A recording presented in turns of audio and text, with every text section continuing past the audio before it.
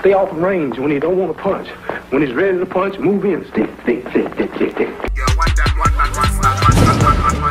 For every master of the art of boxing, for every 12-round display of classic back foot pugilism, the one thing that excites and unites boxing fans time and again is a raw, brutal knockout.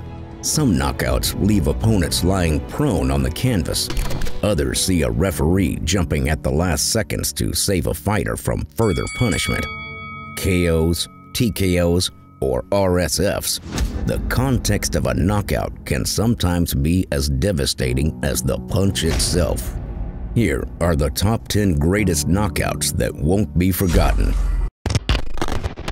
Welcome to a Primal Boxing presentation. These are boxing's top 10 greatest knockouts that won't be forgotten. Boxing at its most primal. In 1994, 45-year-old George Foreman was nearing the final throw of the dice in his attempt to become the oldest man to win a heavyweight world title, having already lost to Evander Holyfield and, in his most recent contest, to Tommy Morrison. We shouldn't be fighting. It's so barbaric. Big George was being soundly outboxed for 9 rounds by unified WBA and IBF king Michael Moorer. Unbeaten in 35 contests, fast southpaw Moorer was a former light heavyweight champion who was making big punching Foreman look more cumbersome than methodical. That was until the 10th round, when Foreman finally found a home for the big right hand and scored a knockout that pushed him into the halls of history. A frantic wave of the arms from referee Richard Steele, as a bemused Meldrick Taylor stood in the corner of the ring, sparked one of the most controversial stoppages in boxing history. I can't believe it! Unbelievable! Richard Steele stopped the fight with fewer than 5 seconds to go. You're gonna watch Lou Duva go crazy now. You're gonna watch Lou Duva go absolutely berserk. You're going to watch Lou Duva go crazy, predicted HBO commentator Jim Lampe, as Taylor's veteran trainer scaled the ropes, incessant with rage at what he had just witnessed.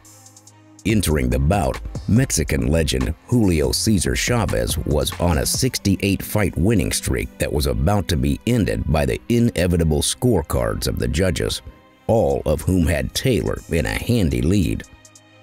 Chavez landed the big right hand he so desperately needed. Meldrick hit the deck, rose mid-count, and failed to convince Steele that he was okay. Cue a stoppage with 2 seconds remaining and pandemonium as Chavez pulled it out of the bag. This is one of the most unusual calls by a referee in the whole history of the sport.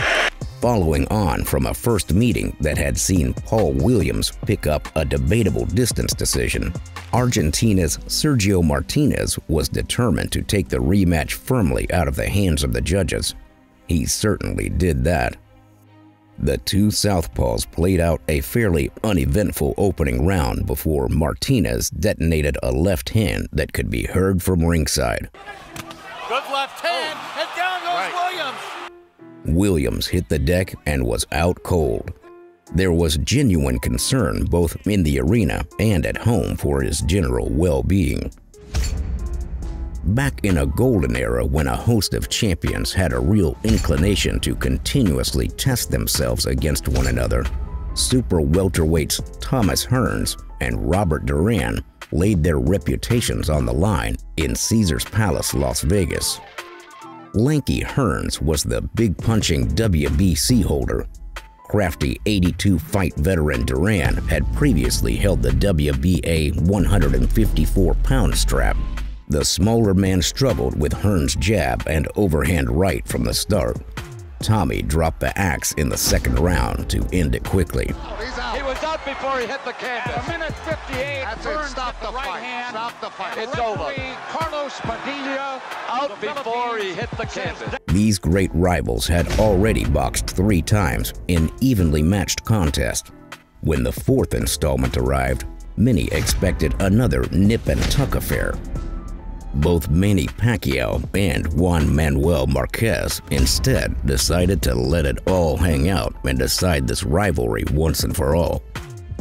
Even though Pacquiao had established a slight edge in the scoring on the previous two fights, Marquez provided the most definitive finish of them all.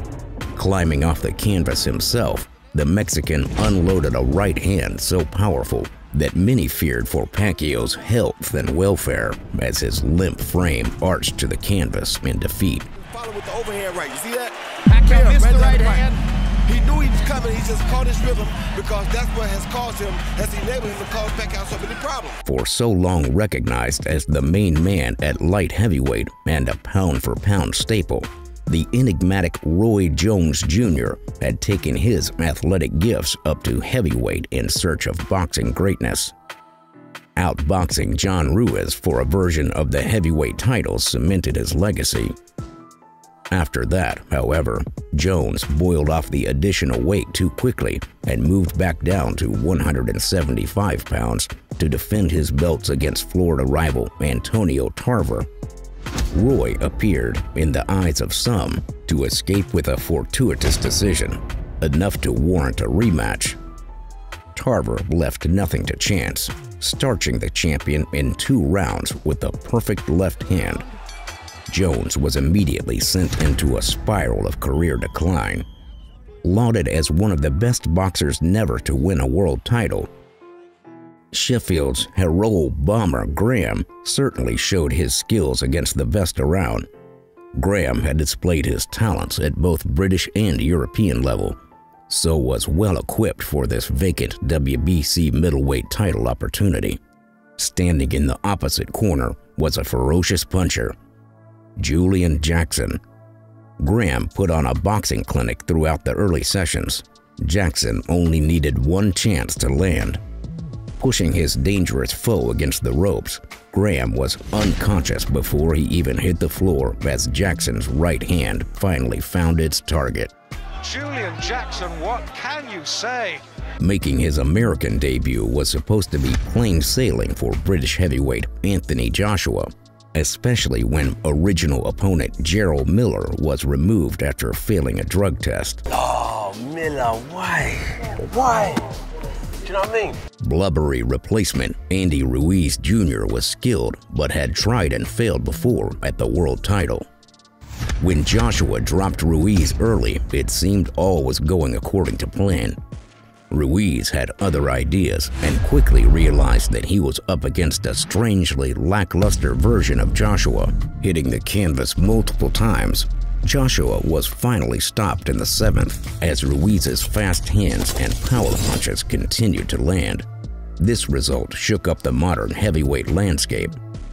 Talking of shaking up the heavyweight landscape, almost 30 years before Joshua's capitulation, the undisputed heavyweight king and widely recognized destroyer of the time was being shockingly dealt with over in Tokyo, Japan.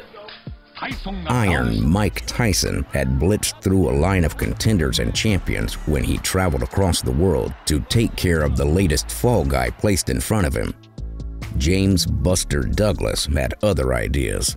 Using his fast jab mixed with a steely resolve, I actually knocked Buster Douglas out in the 8th round. It was a 13-second count. You see for yourself. Check it out. Oh, 1, 2, 3. See the guy in the white gloves? 4, 5, 6, 7, 8, 9, 10, 11, 12, 13. Unfucking lucky number. Even after being downed by the intimidating champion, Douglas rallied back to stop Tyson in the 10th. It was one of the biggest upsets in boxing history. Keep your camera moving because I'm kind of fast. Muhammad Ali showed why he is regarded as one of the greatest boxers ever to lace up the gloves when he defused the bomb that was George Foreman. Foreman had displayed his scary punch power in Jamaica when smashing the previously unbeaten Joe Frazier to take home the titles. Ali had lost his titles and own unbeaten record to Frazier, over the distance too, which showed Foreman's ferocious two-handed arsenal. It's befitting that I go out of boxing like I came in, meeting a big, strong bully that knocks everybody out, that everybody's afraid of, England can't produce nothing to beat George Foreman. Africa can't produce nothing to beat George Foreman. Out in Kinshasa, Foreman went straight onto the front foot, displaying the confidence of a 40-0 banger. Putting the heat on Ali, Ali laid on the ropes, adopting a rope-a-dope tactic, using Foreman's aggression and energy-sapping style against him. When George withered, Ali took over and knocked him out after 8 rounds of strategic brilliance.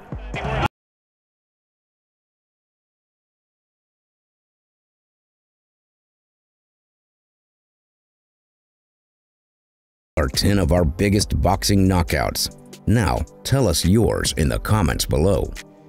Don't forget that vital combination of like, subscribe, and ring the final bell.